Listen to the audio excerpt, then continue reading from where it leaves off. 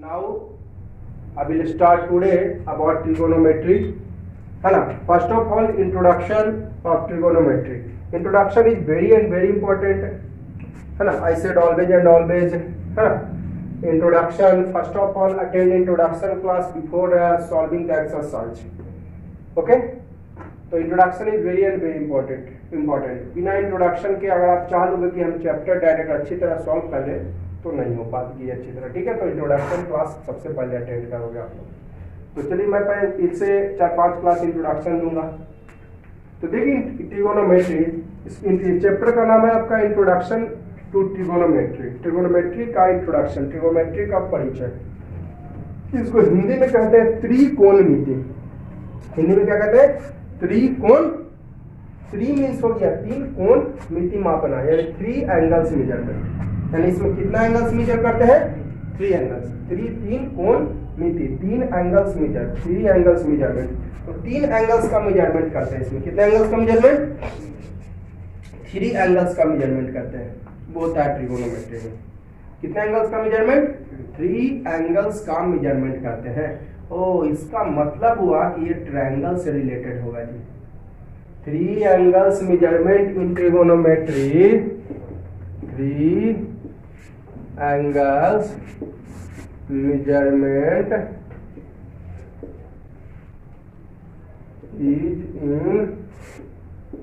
Is in trigonometry that is related to. तो 3 angles किसमें होता है? ट्रायंगल में. ट्रायंगल है ना. आगे हायर क्लासेस में जाइएगा तो ट्रायंगल से भी ऊपर बढ़ के बताया जाएगा आप लोग को. हायर क्लासेस में जाओगे 11th में 12th में तो ये आपको इससे भी बढ़ के आपको मिलेगा. ट्रायंगल से भी बढ़ के आपको मिलेगा. खैर फिलहाल हम 10th क्लास के पढ़ रहे हैं तो ट्रायंगल ही काफी है. ठीक है. और ट्रायंगल में भी राइट ट्रायंगल. कौन सा ट्रायंगल? राइट ट्रायंगल है ना. ब्रैकेट में लिखते हैं कौन सा ट्रायंगल? Right angle triangle. आगे हायर क्लासेस में जाइएगा तो और भी पढ़िएगा. ऐसा नहीं है कि मैं राइट ट्रायंगल में ही सीमित रह जाइएगा. आगे हायर क्लासेस में जाइएगा तो और भी पढ़िएगा. तो फिलहाल अभी 10th क्लास में है तो 10th क्लास में राइट ट्रायंगल से ही रिलेटेड ट्रिगोनोमेट्री के बारे में पढ़ेंगे. ये मत कहिए कि सर आप बताएं ये 11th में हमको भैया पढ़े, दीदी पढ़े. तो मैं अभी 10th क्लास की बात कर रहा हूँ. तो राइट ट्रायंगल ट्रिगोनोमेट्री देखिए. सबसे पहले क्या है ट्रिगोनोमेट्री? तो it is a branch of mathematics. सही बात है, मैथ में पढ़ रहे हैं तो मैथमेटिक्स का ब्रांच है. In which we study about measurement of angles. देखिए डिफिनीशन में मैंने लिखा angles of triangle.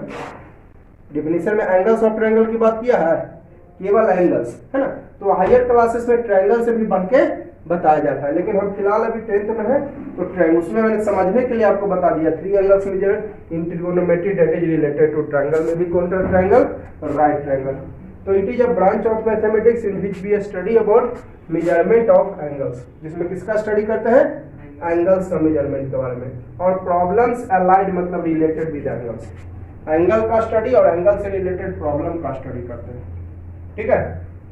Trigonometry it is a branch of mathematics in which we study about measurement of angles और problem related to angles. Angle से related problem है ना. जैसे sign. देखिए पहले इसको समझ लीजिए. There are 6 trigonometric ratios. Short में बोलेंगे T ratios. अब रेशियो क्यों कहा गया है? क्योंकि इसको रेशियो में एक्सप्रेस किया जाता है.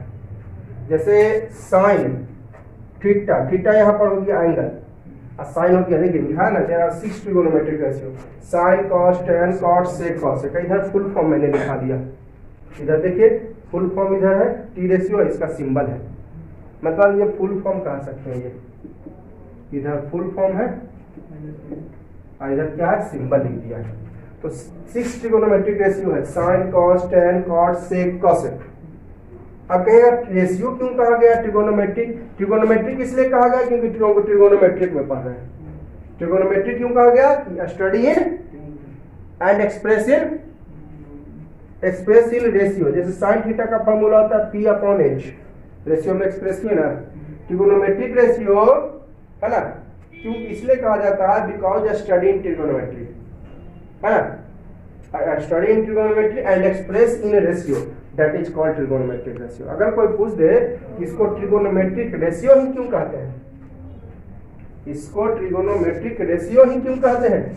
तो इसलिए कहते हैं because this is studied in, है ना, this studies in trigonometry and expressing ratio. जैसे साइन थीटा का होता है पी बाई एच में, पी बाई एच होता है। साइन थीटा का फॉर्मूला क्या होता है ना, टैन थीटा का होता है पी बाई बी। तो रेशियो में एक्सप्रेस किए ना, इसलिए इसको टी रेशियो कहा जाता है। क्लियर? इसलिए क्या कहा जाता है इसको? टी रेशियो कहा जाता है। समझ रहे बात को ना? इसको टी रेशियो क्यों कहा जाता है? रेशियो क्यों कहा गया इसको जी? रेशियो इसलिए कहा जाता है क्योंकि एक्सप्रेसिंग ट्रिगोनोमेट्रिक इसलिए कहा जाता है क्योंकि study in trigonometric, study in. Clear? तो 6 को टोटल ट्रिगोनोमेट्रिक रेशियो है, sine cos tan cot sec cosec. इधर देखिए ट्रिगोनोमेट्रिक रेशियो, टी रेशियो मतलब ट्रिगोनोमेट्रिक रेशियो। इधर फुल फॉर्म लिख दिए, इधर सिंबल्स। साइन का फुल फॉर्म साइनिंग, कॉस का कोसाइन, टैन का टेंजेंट, कॉट का कॉटेंजेंट, सेक का सेकंड और कॉसेक का कॉसेकेंड। ठीक है? एक देखिए और पॉइंट लिखा है, T ratio is alone it is has no meaning. अगर ट्रिगोनोमेट्रिक रेशियो अकेले है उसका कोई मीनिंग नहीं होता, but trigonometric ratio with an angle then it has meaning. Meaning means है ना? अगर टी रेशियो अकेले है, अगर टी रेशियो क्या है? अकेले है, then it has no meaning, इसका कोई मीनिंग नहीं होता। और T ratio with an angle, किसी एंगल के साथ है, देन इट हैज मीनिंग। अगर किसी एंगल के साथ है देन इट हैज मीनिंग। जैसे देखिए साइन नो मीनिंग, लेकिन साइन 30 एंगल के साथ है। ये ट्रिगोनोमेट्रिक रेशियो हो गया साइन, और ये हो गया एंगल। तो एंगल 1/2 प्रूव भी कर दूंगा मैं आपको प्रूव करके बता दूंगा कि साइन 30 1/2 होता है। तो इसका मीनिंग पॉसिबल। tan कोई मीनिंग नहीं, नो मीनिंग। tan 45 का वैल्यू 1, tan 45 का वैल्यू कितना 1, यानी मीनिंग पॉसिबल। क्लियर है? तो देखिएगा मैंने कुछ पॉइंट लिखा है, हालांकि ये पहले भी आप लोग पढ़ चुके हैं। द अपोजिट, देखिए अपोजिट मैंने यहाँ पर होगा सामने। मैथ में ऐसे भी अपोजिट का मतलब सामने ही समझिएगा, उल्टा नहीं। मैथ में अपोजिट का मतलब होता है सामने। ठीक है? तो opposite side of right angle यानी 90 degree in right angle triangle called hypotenuse. ये आप लोग पहले ही पढ़े हैं। राइट एंगल ट्रायंगल में 90 डिग्री के सामने वाला साइड हाइपोटेनस कहलाता है। देखिए हिंदी कहां से किए? यहां से ऑफ प्रीपोजिशन से जुड़ा हो, इनसे तो लास्ट से ही हिंदी करते हैं। तो राइट एंगल ट्रायंगल में राइट एंगल 90 डिग्री के सामने वाला साइड हाइपोटेनस कहलाता है। The opposite side of acute angle, acute angle मतलब लेस देन 90 और मोर देन 0। एक्यूट एंगल किसको कहते हैं? 90 डिग्री से छोटा और 0 डिग्री से बड़ा। राइट एंगल ट्रायंगल में एक्यूट एंगल के सामने वाला साइड परपेंडिकुलर कहलाता है। ठीक है? राइट एंगल ट्रायंगल में एक्यूट एंगल के सामने वाला साइड क्या कहलाता है? परपेंडिकुलर। जैसे देखिए ये हो गया 90 डिग्री, 90 डिग्री के सामने वाला हाइपोटेनस मतलब एच क्या हो गया? हाइपोटेनस। एच क्या हो गई? हाइपोटेनस। तो 90 डिग्री ये हुआ, 90 डिग्री के सामने राइट एंगल ट्रायंगल है ना जी, राइट एंगल ट्रायंगल यानी वन एंगल इज 90 डिग्री। तो एक एंगल 90 है, 90 डिग्री के सामने वाला क्या है? हाइपोटेनस। और क्या लिखा है? एक्यूट एंगल के, तो ये मैंने लिख दिया थीटा इज एक्यूट एंगल। तो थीटा के सामने वाला है, सामने वाला क्या कहलाता है? परपेंडिकुलर। तो AC हो गया हाइपोटेनस, H यानी हाइपोटेनस। ठीक है? एक्यूट एंगल के सामने, तो एक्यूट एंगल कौन है? एंगल A लिख दिया यहाँ पर थीटा। इसके सामने वाला ये, तो इसके सामने कौन है? BC। तो BC हो गया P परपेंडिकुलर। इसको हाइट भी कहते हैं। और जो बच गया ये वाला, ये हो जाएगा B बेस। जो बचा हुआ क्या हो जाएगा? B यानी बेस। उसी तरह यहां पर देख लीजिए, अब एक्यूट एंगल कौन है यहाँ पर? देखिए angle C equal to theta is an acute angle. तो 90 डिग्री के सामने वाला AC तो हो गया हाइपोटेनस। AC क्या हो गया? और 90 डिग्री के सामने वाला हाइपोटेनस तो हो गया। और एक्यूट एंगल के सामने वाला क्या लिखा है? एक्यूट एंगल के सामने वाला परपेंडिकुलर। एक्यूट एंगल के सामने वाला क्या? तो एक्यूट एंगल कौन है? ये ना जी, एक्यूट एंगल आपका ये है। तो इसके सामने ये हो गया, इसके सामने ये हो गया, तो ये हो गया परपेंडिकुलर। ये भी यहाँ पर हो गया परपेंडिकुलर। बच गया क्या? ये, तो ये हो जाएगा BC बेस। देखिए जस्ट उल्टा इसका है। इसमें परपेंडिकुलर कौन था? BC, लेकिन इसमें परपेंडिकुलर उल्टा हो गया ना। कारण क्या हुआ उल्टा होने का? कि क्योंकि इसमें एक्यूट एंगल ए है तो ए के सामने वाला परपेंडिकुलर, इसमें एक्यूट एंगल सी है तो सी के। तो कहिएगा सर अगर ये वाला मान लेते हैं 50 डिग्री तो ये वाला 40 डिग्री है ना। तो यहाँ पर ऐसा करता हूँ ना, एक समझने के लिए बढ़िया से आपको लिखाता हूँ, द अपोजिट साइड ऑफ, दोनों तो हालांकि एक्यूट एंगल ही है, the opposite side of given, दिया गया, आपको दिया गया एक्यूट एंगल कौन है इसमें जरा बताइए। तो दिया गया एक्यूट एंगल पर डिपेंड करता है, किस पर? दिया गया एक्यूट एंगल पे डिपेंड करता। तो गिवन एक्यूट एंगल कौन है यहाँ पर? Angle C. तो एंगल सी के सामने वाला परपेंडिकुलर होगा। एंगल सी का अपोजिट, अपोजिट मीन सामने वाला, मैथ में अपोजिट मीन समझिए सामने वाला। तो एंगल सी के सामने वाला कौन है? A B. तो ये परपेंडिकुलर, तो बच गया जो बेस। हाइपोटेनस कभी नहीं चेंज होगा क्योंकि हाइपोटेनस हमेशा 90 डिग्री के सामने। इसमें एक्यूट एंगल कौन है? Angle A. तो इसके सामने वाला ये परपेंडिकुलर है ना, और ये बच जाएगा जो बेस हो जाएगा। इस बात का आप ध्यान रखिएगा, माइंड में एकदम सेटअप कर लीजिए, है ना। ऐसे देखिए कुछ सिंबल लिख दिए, इसको थीटा कहते हैं, इसको अल्फा कहते हैं, इसको बीटा कहते हैं, इसको गामा कहते हैं, इसको कहते हैं साई, साई इसको कहते हैं त्रिशूल जैसा, इसको बोलते हैं फाई, है ना। ये कुछ सिंबल है ट्रिगोनोमेट्री में कभी कभी यूज होता है, इसको साई बोलते हैं, इसको फाई बोलते हैं। इस तरह से काट दीजिए फाई, अब ऐसे आधा त्रिशूल जैसा है तो साई, ठीक है। अब देखिए कुछ और मैं आपको देता हूं, ध्यान दीजिए मैंने क्या लिखा, the opposite side, opposite mean सामने। अब मैथ में अपोजिट मीन सामने, दिया गया एक्यूट एंगल के, इसमें ही कंफ्यूजन होती है। जो गिवन एक्यूट एंगल है उसके अनुसार, गिवन एक्यूट एंगल है उस पर डिपेंड करता है, उस पर डिपेंड करता है कि परपेंडिकुलर। तो इसमें गिवन एक्यूट एंगल कौन है? ए। तो इसके सामने वाला ये परपेंडिकुलर, आई बच गया जो बेस। इसमें गिवन एक्यूट एंगल कौन है? सी।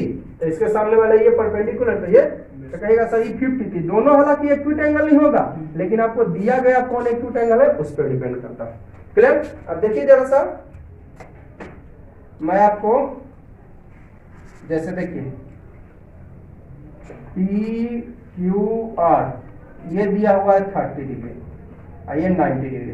तो इसमें पी कौन हो जाएगा? ये तो हाइपोटेनस हो जाएगा, फिक्स है। इसमें तो कोई, इसमें गिवन एक्यूट एंगल कौन है ना? गिवन एक्यूट एंगल, मैं बता देता हूँ, गिवन एक्यूट एंगल यानी लेस देन 90। तो ये वाला हो जाएगा 60 डिग्री था, 90 30 120, तो ये 60। तो ये भी हालांकि एक्यूट एंगल ही है, लेकिन मैं बात कर रहा हूँ किसकी? मैं किसके अनुसार बात कर रहा हूँ? ये वाला। और given acute angle is angle R is equal to 30 degree, है ना। Given acute angle is angle R is equal to 30 degree. तो ये हो जाएगा परपेंडिकुलर, जो बच गया बेस, है ना। पी आर हो जाएगा एच हाइपोटेनस, और इसके सामने वाला ये पी क्यू क्या हो जाएगा? परपेंडिकुलर। और जो ये क्यू आर बच गया वो बेस हो जाएगा। आप देखिए इसी को उलट देते हैं, पी क्यू आर ये 90 डिग्री। चलो अब मान लेता हूं ये वाला है 50 डिग्री, तो ये वाला 40 डिग्री हो जाएगा। ये 50 तो ये 40 डिग्री। तो अब मैं इसकी बात कर रहा हूं, इसके अनुसार, तो मैं लिख देता हूं angle P, angle P given acute angle, given acute angle is angle P equal to 50 degree. तो इसके अकॉर्डिंग, तो ये तो खैर हाइपोटेनस फिक्स हो, हाइपोटेनस कभी नहीं बदलेगा क्योंकि 90 डिग्री हमेशा 90 डिग्री होगा। 90 के सामने ये हाइपोटेनस, ये हो गया आपका गिवन एक्यूट एंगल, तो ये हो जाएगा पी और ये हो जाएगा बी, ठीक है। तो पी आर हो गया एच, और इसके गिवन एक्यूट एंगल ये क्यू आर हो जाएगा पी, और जो बच गया पी क्यू ये क्या हो जाएगा? बी। देखिए यहाँ पर चेंज हो गया उल्टा, क्योंकि एंगल को आपने बदल दिया। यहाँ पर जो है पी क्यू हुआ था पी, लेकिन यहाँ पर पी क्यू बी, यहाँ पर क्यू आर हुआ था बी, लेकिन यहाँ पर क्यू आर क्यों? क्योंकि आपने भी चेंज कर दिया, है ना। क्लियर? तो आप समझ गए ना, जो गिवन एक्यूट एंगल रहेगा वो फैसला करेगा परपेंडिकुलर। ये ना कि इसको परपेंडिकुलर मान लिए तो हमेशा यही परपेंडिकुलर, इसको परपेंडिकुलर मान लिए तो यही हमेशा परपेंडिकुलर, ये नहीं, वो डिपेंड करता है गिवन एक्यूट एंगल पर। ठीक है, अब देखिएगा कुछ और, मैं पहले एक पॉइंट बता दिया, कुछ इधर पॉइंट दिखाया, उसके बाद फॉर्मूला ट्रिगोनोमेट्रिक रेशियो का। साइन थीटा, तो ये हो गया टी रेशियो और ये हो गया एंगल। मैंने बताया था अकेले ट्रिगोनोमेट्रिक रेशियो इसका कोई मीनिंग नहीं है, वही अगर एंगल के साथ है तब उसका मीनिंग होगा। तो इसका मीनिंग पॉसिबल है क्योंकि थीटा किसके लिए यूज हुआ, एंगल के लिए। Angle 30 degree, 20 degree, 90 degree, 50 degree, कुछ भी हो सकता है। तो साइन ये ट्रिगोनोमेट्रिक रेशियो हुआ और ये एंगल, तो इसका वैल्यू पॉसिबल होगा। ये उसी तरह ये टी रेशियो मतलब ट्रिगोनोमेट्रिक रेशियो और ये एंगल, तो एंगल के साथ है तब इसका जो है ये पॉसिबल है, इसका मीनिंग संभव है। ठीक है, cos 45 का होता है 1/√2।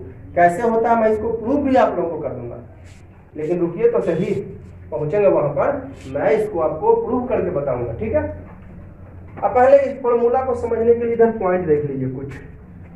ट्रिगोनोमेट्रिक रेशियो यानी T ratio that is study in trigonometry और एक्सप्रेसिव रेशियो। मैंने आपको पहले ही बताया टी रेशियो क्यों कहते हैं इसको ट्रिगोनोमेट्रिक रेशियो, क्योंकि स्टडी करते हैं ट्रिगोनोमेट्रिक में, ट्रिगोनोमेट्री में स्टडी करते हैं और रेशियो में। देखिए ना, मैं आपको बताऊंगा इधर रेशियो में कैसे एक्सप्रेस करते हैं।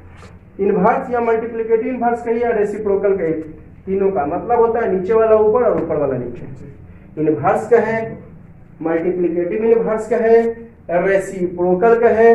इनवर्स, मल्टीप्लिकेटिव इनवर्स, रेसिप्रोकल, सबका मीनिंग सेम होता है, यानी नीचे वाला ऊपर और ऊपर वाला नीचे। जैसे इनवर्स ऑफ 3/5 की मैं बात करूं तो हो जाएगा 5/3, नीचे वाला ऊपर चल गया, ऊपर वाला नीचे। इनवर्स ऑफ 9 का मतलब क्या हुआ, नीचे अभी कुछ नहीं तो क्या है इसके 1, तो 1/9 हो जाएगा इनवर्स। साइन थीटा, तो बताइए साइन थीटा का मतलब नीचे कुछ नहीं तो क्या है, वो 1 है, तो इसका हो जाएगा 1/sin थीटा, है ना। इनवर्स ऑफ cos थीटा, नीचे कुछ नहीं तो 1, तो 1/cos थीटा। ठीक है, क्लियर। तो इनवर्स का मतलब आप लोग समझ गए, नीचे वाला ऊपर और ऊपर वाला नीचे, या मल्टीप्लिकेटिव इनवर्स के या रेसिप्रोकल, नीचे वाला ऊपर पर 3/5 का 5/3, 9 नीचे कुछ नहीं तो 1 है तो 1/9 हो जाएगा। ठीक है, साइन थीटा नीचे कुछ नहीं तो 1 है तो इनवर्स हो जाएगा 1/sin थीटा। अब देखिए inverse of sine theta, sine theta का इनवर्स को हम लोग कहते हैं cos थीटा, यानी जिसको आप cosec थीटा, इसको आप cosec थीटा भी कह सकते हैं। आगे मैं बताता हूँ, ठीक है, आगे मैं बताता हूँ। Inverse of cos theta is sec theta. ये देखिए cos थीटा का इनवर्स ही है जी, 1/cos थीटा क्या है, cos थीटा का इनवर्स है, तो इसको आप sec थीटा कह सकते हैं 1/cos थीटा को। कैसे, जो मैं आपको प्रूव करके बताऊंगा। ठीक है, इनवर्स ऑफ tan थीटा, तो tan थीटा का इनवर्स होता है cot थीटा, यानी tan थीटा का इनवर्स को आप ऐसे भी लिख सकते हैं, tan थीटा का इनवर्स क्या, नीचे कुछ नहीं तो 1, तो 1/tan थीटा, इसको क्या कहते हैं cot थीटा, तो इक्वल टू cot थीटा आप लिख सकते हैं। उसी तरह sin थीटा का इनवर्स क्या हो गया, नीचे कुछ नहीं तो 1, तो 1/sin थीटा, इसको क्या बोलते थे sin थीटा के इनवर्स को cosec, तो इसको आप cosec थीटा बोल सकते हैं। कैसे, जो मैं इसकी चर्चा करूंगा। ठीक है, तो समझ गए आप लोग। तो इनवर्स का मतलब समझ गए, नीचे वाला ऊपर, ऊपर वाला नीचे। ठीक है, इनवर्स मीन्स नीचे वाला ऊपर और ऊपर वाला नीचे। तो sin थीटा के नीचे कुछ नहीं तो 1, तो 1/sin थीटा हो जाएगा। sin थीटा का इनवर्स क्या होता है, cosec थीटा, तो इसको आप cosec थीटा कह सकते हैं। cos थीटा का इनवर्स sec थीटा, तो इसका इनवर्स 1/cos थीटा भी हुआ, इसको आप sec थीटा कह सकते हैं। इसी तरह tan थीटा का इनवर्स क्या हो जाएगा, 1/tan थीटा, tan थीटा का इनवर्स होता है cot थीटा, तो इसको आप cot थीटा कह सकते हैं। अभी मैंने बताया। अच्छा, आगे मैं चर्चा भी करूंगा, प्रूफ भी कर दूंगा। क्लियर है। उसी तरह दिन का उल्टा रात, तो रात का उल्टा, तो sin थीटा का इनवर्स cosec, तो cosec का इनवर्स cos का इनवर्स sec, तो sec का इनवर्स cos हो जाएगा। tan का इनवर्स cot, तो cot का इनवर्स tan। क्लियर है। अब चलिए मैं आपको फॉर्मूला बता रहा हूं, फॉर्मूले ऑफ टी रेशियो यानी ट्रिगोनोमेट्रिक रेशियो। फॉर्मूले of T ratio and trigonometric ratio, 6 go trigonometric ratio है, sin cos tan cot sec cosec, sin cos tan cot sec cosec। सब में थीटा लगा दिए तो मीनिंग पॉसिबल है। अगर अकेले साइन होता cos होता तब मीनिंग पॉसिबल नहीं है। अब थीटा लगा दिए हैं। चलिए ये ट्रिक याद कर लीजिए आप लोग, सुनने में बड़ा चल रहेगा, थोड़ा फनी ट्रिक है, मजाकिया ट्रिक है। पंडित भोला पंडित बटा हरा हरा बम। याद होगी आप लोग को, कभी नहीं भूलिएगा ये ट्रिक। पंडित भोला पंडित बटा हरा हरा बम। सबसे शुरू वाला होगा साइन का, उसके बाद कॉस का और उसके बाद टैन का। सबसे पहला फॉर्मूला ये शुरू में साइन का, कॉस का और उसके बाद अब नीचे इनवर्स, तो टैन का इनवर्स क्या है, नीचे उल्टा, ऊपर ये ऊपर है और ये नीचे है, ऊपर है और ये तो उल्टा, तो इसका उल्टा नीचे क्या होगा, कॉट, इसका उल्टा नीचे सेक, इसका उल्टा नीचे। क्लियर, ध्यान दीजिएगा। साइन का इनवर्स कॉसेक, तो ये ऊपर है और ये तो इनवर्स इसका क्या हो जाएगा नीचे, ऊपर का उल्टा, तो ऊपर में बी यानी कॉस, तो नीचे इनवर्स उसका, ऊपर में टेन तो इसका उल्टा। चलिए फॉर्मूला याद होगी हमको।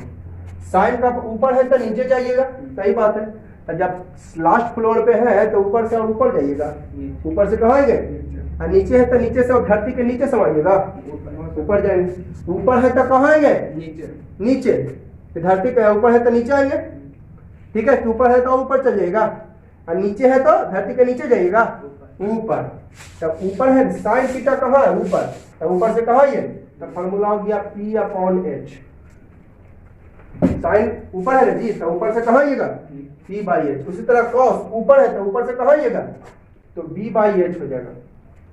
टैन कहाँ है, ऊपर, तो ऊपर से कहाँ आएंगे, और सीधा ना नीचे, है ना, तो P बाई B। अब देखिए कॉट, कॉट कहाँ है, नीचे, तो नीचे से और धरती के नीचे, नीचे से कहाँ, ऊपर, तो कॉट का क्या हो जाएगा, B अब बाई P। उसी तरह सेक का क्या हो जाएगा, नीचे है तो कहाँ जाइएगा, तो H बाई B। याद करने का तरीका हुआ। उसी तरह कौसेक नीचे है, नीचे है कौसेक, कौसेक कहाँ है, तो कहाँ जाइएगा, ऊपर जाइएगा, तो H बाई P हो गया फॉर्मूला। एक बार फिर से ट्रिक याद रखिए, पंडित भोला पंडित बटा हरा हरा बम, पंडित भोला पंडित बटा हरा हरा बम।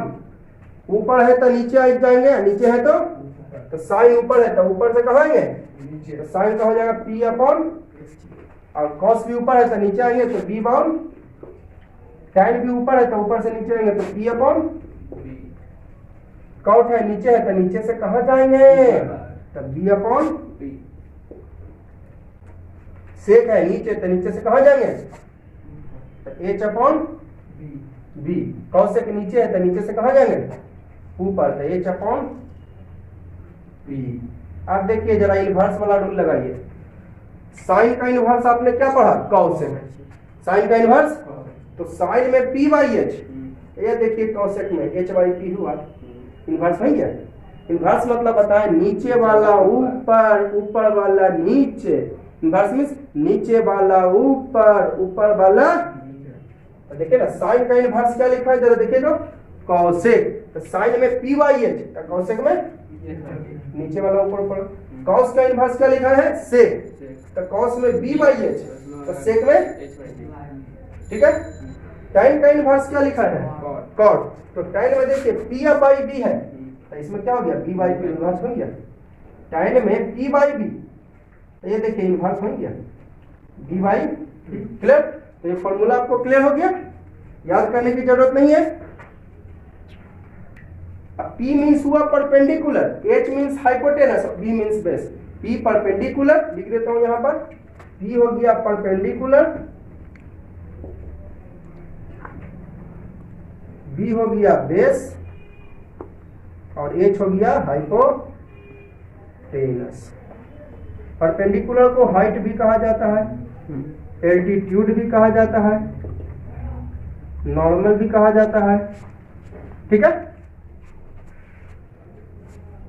ओके करिए, तो देखिएगा पावर ऑफ टी रेशियो है ना, पावर ऑफ टी रेशियो यानी ट्रिगोनोमेट्रिक रेशियो का पावर, किसका पावर, ट्रिगोनोमेट्रिक रेशियो का पावर क्या लिखा है, square, cube, power 4, power 5, power 6, power 8, इस तरह से of an angle not possible in T ratio.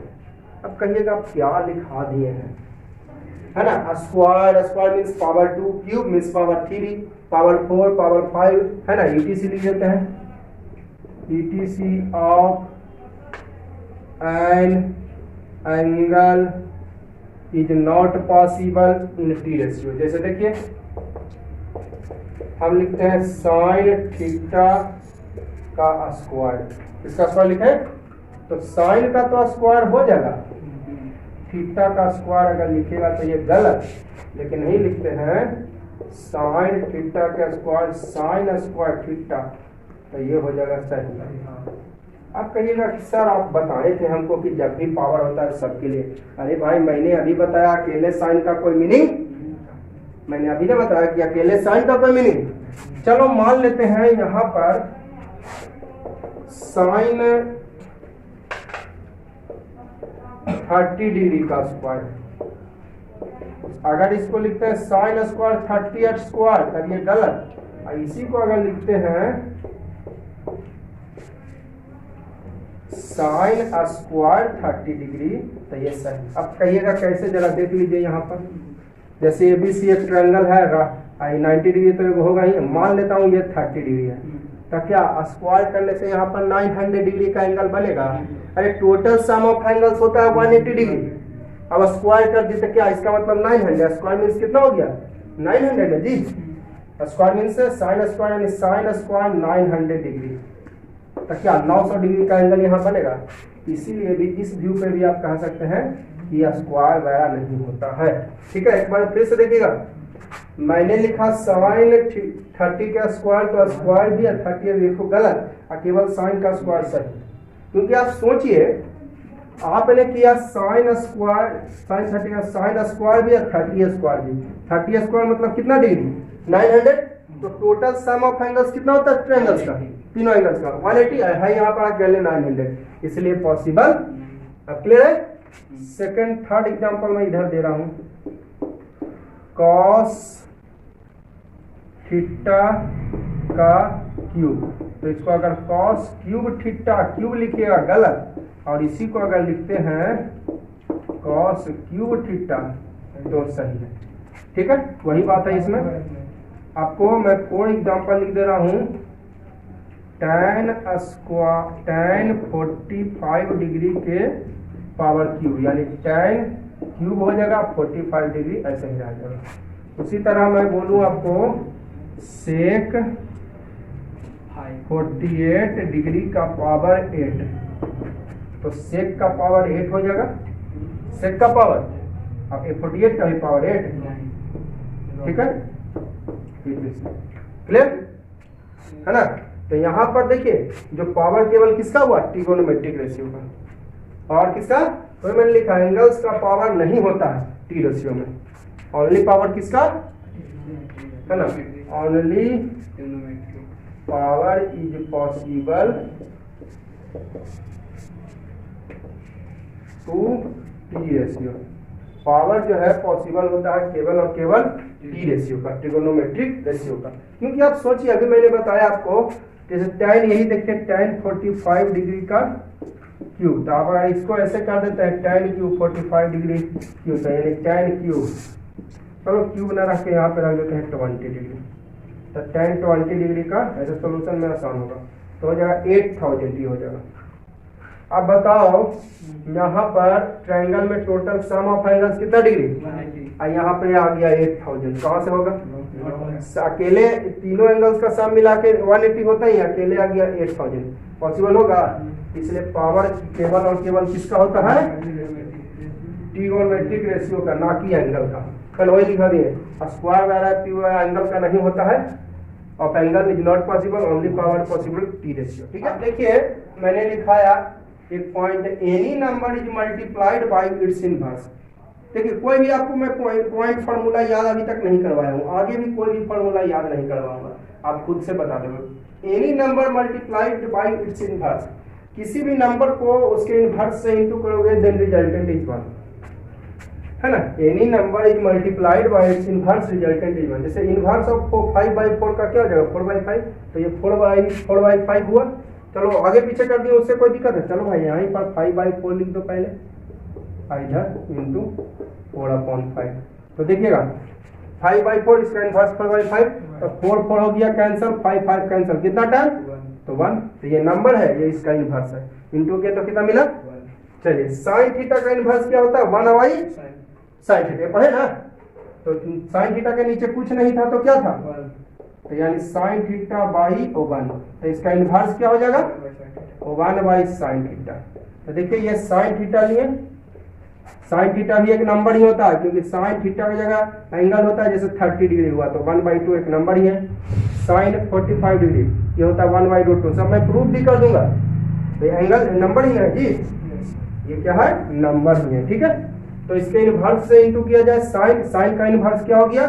1/sin, sign means 1, sign by 1, नीचे कुछ नहीं तो 1 लिख देते हैं, नीचे कुछ नहीं तो 1, इसका इनवर्स 1/sin, तो साइन साइन कट जाएगा, साइन साइन कट जाएगा, तो बचा 1/1 यानी 1, ये हो गया नंबर, ये हो गया उसका इनवर्स। तो इनवर्स से इंटू करने पर क्या मिला? तो किसी भी नंबर को इसके इनवर्स से इंटू कर दे तो 1 मिलेगा। तो पहला फॉर्मूला साइन थीटा, इसका इनवर्स क्या होता है?